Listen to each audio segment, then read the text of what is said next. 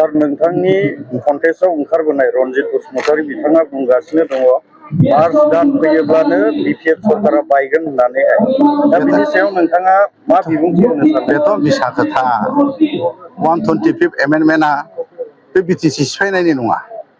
बे जाहैदों empowerment of माने 6 शेड्युल बेसो दा बे हिसाबै बिसोरो बेखौ बुंनानै भट मोनगोन सानदों आरोखि खुनु दिन मोनाखै खारन गासिबो मानसिफ्रा रायजो राजाफ्रा दा मिथिबाय फरायनानै मिथिबाय नायनानै मिथिबाय जाम्बाथ' नङाना दा बेजों बोरै जानो बोरै जायाना बेफोरो सार नैबे खुंग्रिं प्राइमारि हिसाबैहाय नोंथांनि जे नुफैनाय बेयो माबायदि? मोजां एबाराव जिखिनि माने मानसिफोरनि पार्टिसिपेसन मानसिफोरनि बेवहाय बाहागो लानाय खोब मोजां आवगायनिख्रुइ बांसिन आं एबार माने खोब मोजां जागोन बादि सानदों आरोखि।